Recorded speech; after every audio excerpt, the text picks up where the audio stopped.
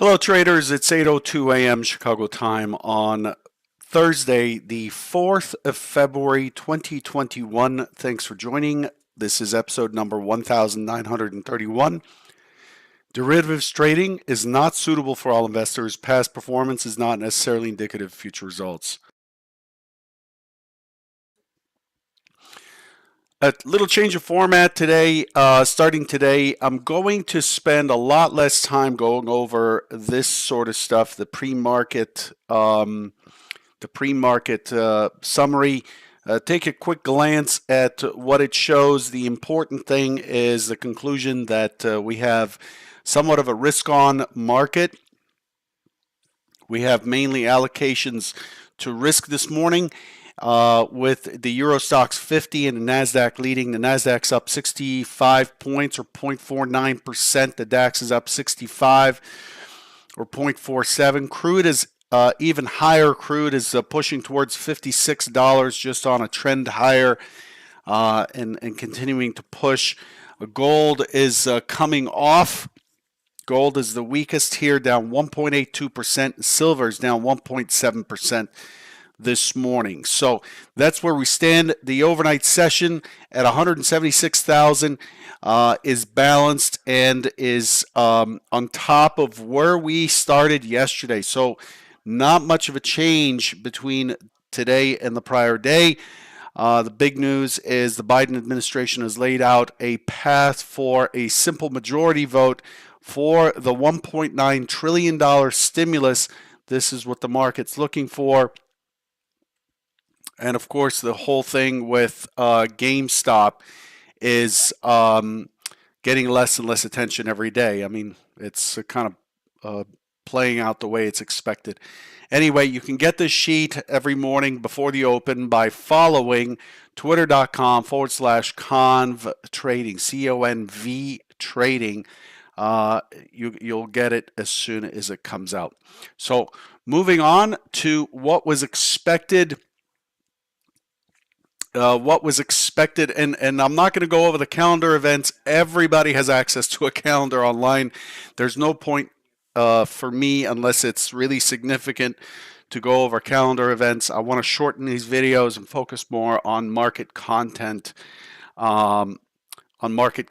instead. So here's what was expected yesterday. Yesterday I was looking for a choppy open. Remember, we open on top of the prior day's point of control. The overnight point of control for yesterday's session was on top of that, and we were opening right there below mid and full session VWAP. So the expectation is for a choppy morning, and that's what I was looking for here. Choppy morning. Was looking for a pullback down to initially 22, and then for it to pop higher and push through into 45. 45 being the key magnet above, the key target above. The market didn't quite do that. Here's what it actually did.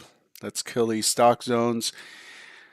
Here's what it actually did. This is a 4-tick Renko. Again, for those of you who are new, this is a 4-tick Renko chart. You can look that up. I don't use I leave the tails on the bricks. The second pane, the second portion here, this is a pane or a section of the chart. The second pane is the volume, the relative volume delta. Not the relative volume delta, it's the volume delta. It is the aggressor volume measuring from the start of the day. It starts at 0 and it measures how much traded at the offer, which is a positive, which is an add in volume, and how much was traded at the bid, which is an aggressive seller, which is a negative number, takes away from the number. So what you can see here is we had, as expected, a completely choppy sideways morning, back and forth, back and forth, back and forth, and then we finally slipped through. Early on, we hit that 21. Remember, I was looking for 22.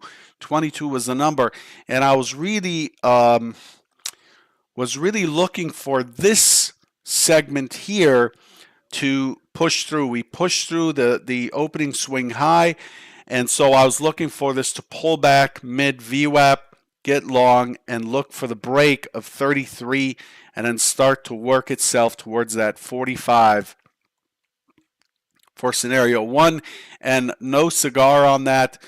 We put in a lower high and we start to slip through, which puts us in scenario 2. Scenario 2 was looking for a test of 22, consolidate, which is what we saw there, 22 holding. We went to 21, break to 13, and then break to actually the 0602 area, 0602 area.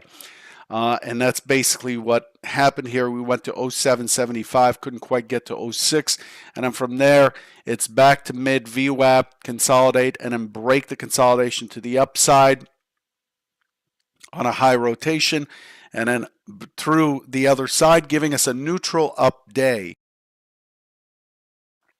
giving us a neutral up break.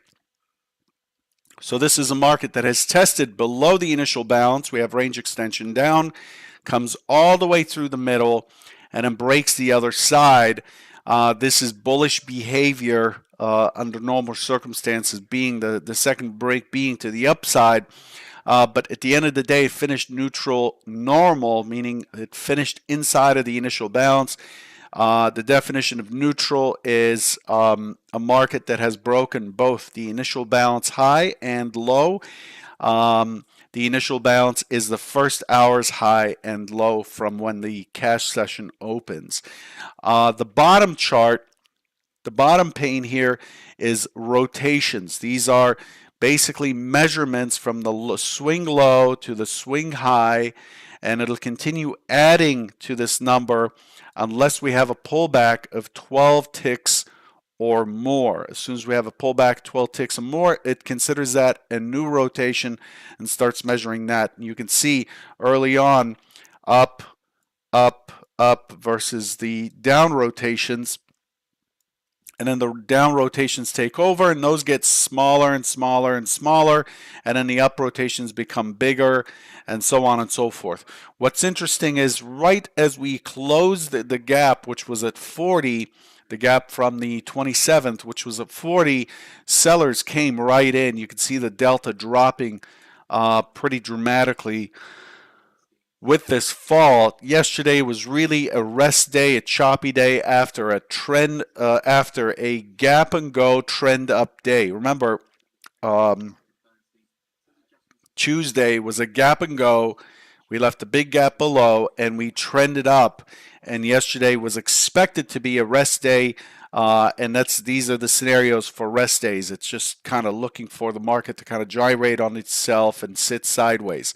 We still have not achieved the test of 45 from below.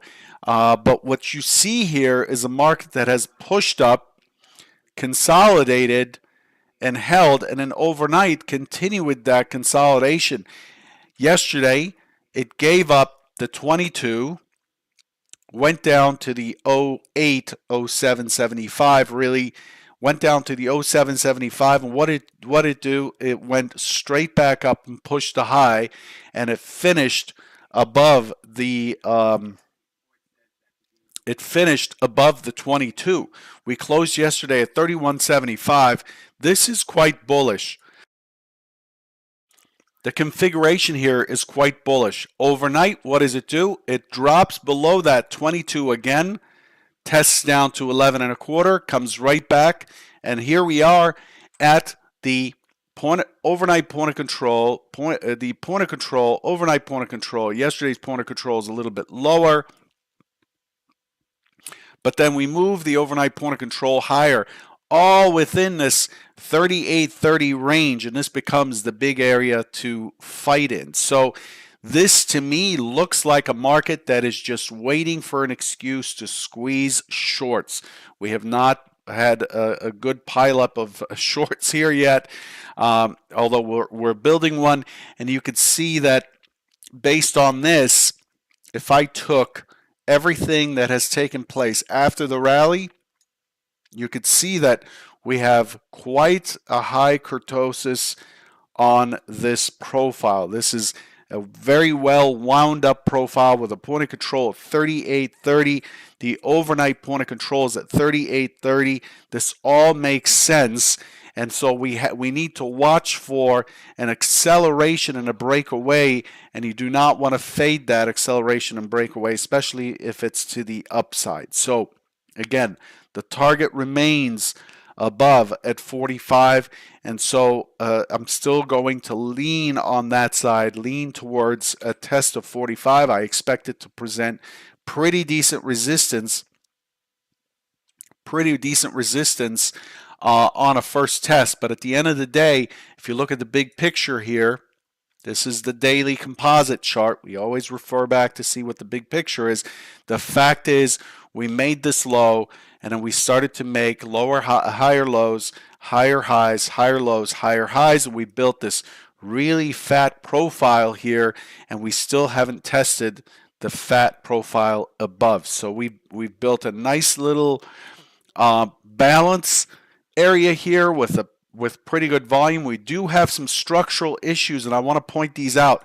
There are some real structural issues with this gap below, below us, and so this can easily come back and fill that gap in and drop right through the 3,800 all the way back down to 3777. But really, the way this is setting up so far, with a one-time framing up, higher lows, higher lows, higher lows, I would have to lean on the side that the 45 is likely to be the next key test area. I want to remind you again that the market doesn't live in a vacuum. It is an auction. It is an auction, and the auction seeks to find balance. Yes, I know if you go to Wall Street Bets and if you go to all these sites, they'll tell you how the market's there to squeeze your stop. It is nonsense. There are games that get played when you're trading in a very short time frame, very short time frame. But the fact is, the market's main mechanism is to move to an extreme, put that extreme in, like the first extreme on an intraday basis, we call that the opening swing high or low. It moves to an extreme, it advertises price to a point where buyers come in, then it goes through where it came from, all the way up to the other side until the buyers dry up and sellers become motivated. Buyers drying up means sellers get motivated, because the buyers, when they dry up, they become sellers. The later you buy, the more vulnerable and the more quickly you'll sell. So the buyers dry up, the sellers come in, and then the market comes back to where it came from, and its goal is to just test up, test down, test higher, maybe test beyond, test inside, like that. And its goal is to hone in on the price point that is considered equilibrium by all the contestants, all the participants, and you are one of these contestants. Your service as a trader to society is to help facilitate this process. I know people will tell you that you're just someone who is speculating and is predatory and all that nonsense. That is not true. You are simply another hand that's going up in the auction pit that is helping regulate prices. Without you and me and everybody else that's participating, we would have a bid-offer spread of 50 points, because it'll be just one fund wanting to sell, another fund wanting to buy somewhere else, and nothing in between. We are the in-between, and we hope to get compensated for providing this service. This is what you are as a trader. You serve an important purpose, and the more constrained or regulated the market is, the less orderly it is. We bring order to the market by filling in those prices in between, and so in the effort to find that point. And what is that point? That point is the value area and the point of control. So the profile for this looks like that. When you put up the volume, when you plot the volume at each price that traded within this zigzag area here, this compression, you'll see that a lot of the volume happened in the middle, and that's the market's purpose, is to find this spot right here, and the most traded price is called the point of control, or statistically speaking, it's called the mode. The mode, and that is the most accepted price, and those are the lines you see in pink here. That is the most traded price, and by the way, I'm using tick data here. It's extremely accurate. And you can see that we have built a mode over a mode, a point of control over a point of control at 45, and we have done a good job so far this week building one at 30, but the fact is we've rejected these lower prices. We did not move the point of control down. We did not hold more volume to the downside, and so we are leaning to the upside, and that's why you see scenario 1 going up. Okay?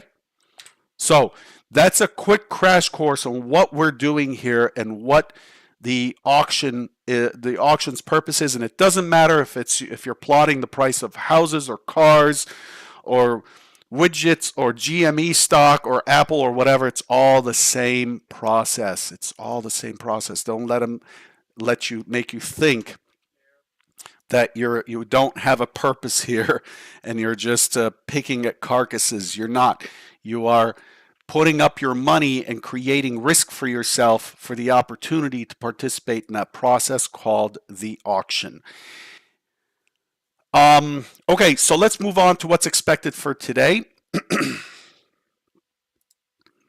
Like I said, the format's changing so that I'm spending more time talking about trading itself versus the pre-market and the economic news and whatever. You need to go look that up yourself. Many resources. If you need a resource, let me know. One of those resources is the Convergent Trading pre-market sheet. So here we are trading at 38.31 on top of the overnight point of control, on top of the composite point of control for all of yesterday, on top of the composite point of control of the day before. So we are opening completely dead in balance. Oop, losing my voice. Hang on. Completely dead in balance here. So what am I expecting again? You saw it. You saw it. You saw it Tuesday. You saw it Wednesday. Same plan. Open in chop. Open auction in range, in value, in chop. Test down. Consolidate down. Then look again to 22. Look for an impulse up. But ultimately, we're looking for this 45, and now we have more fuel to push through the 45 with. So that's scenario 1. I'm sure you would have guessed that that's what it is. And what is that based on? Is it based on me liking to draw squiggly lines on a chart? No, it's based on what I just said, just following the narrative in the auction so that when you take that trade, you're not being freaked out when you're long by a large offer. It doesn't matter what the offer is. You're trading the narrative. You're trading a different time frame than the person making that offer or the participants making that offer, and you're going to hang tight in there. Remember, the biggest problem for most traders is not that they do or don't have an edge. A lot of traders have more of an edge than they believe. The problem is hanging on to losses, letting go of winners, trading essentially with an upside down risk reward ratio, or R factor. Okay, and that's not survivable. And also the other issue, of course, is the psychology of losing and not accepting losses as part of the process here. And so we tend to do all kinds of convoluted things to spare ourselves. The secondary is an open auction again that squeezes up, pushes into this 40 and squeezes through this 43, tags the 45. So what do we have here? We have the 40 overnight high of 43 from yesterday. Then we have a 45. So these are all stacked up. The scale is terrible here, the scale that I'm drawing on, but I'm looking for this test of 45. I'll just put it over here. And then I'm expecting this to be important resistance. I'm looking for it to fail through on the first test, back to the open, test below to suck in some buys again, and then finish somewhere in this vicinity. Okay, we're opening again in range in value. So I hope that yesterday, having made the case for you about the fact that we're opening in this really full area of volume, that I kept you from getting caught up in that chop. That's the intent here. My goal is to stop you from just getting whacked around by not recognizing that, hey, we're opening in a very turbulent, very murky area. It's kind of like race um, trying to race but not being aware that your car is sitting on in a muddy bog, and you get in there and you hit the accelerator and you're wondering why your car is buried in the mud. This is my intent here. My intent is to tell you, ease off the gas there, buddy. Let the market break and then engage. That's what I would suggest. Again, this is not a recommendation to trade, but I'm doing my best to keep you out of harm's way and keep you in business as long as possible so you can discover your edge. Good luck, and I'll catch you tomorrow morning. Take care.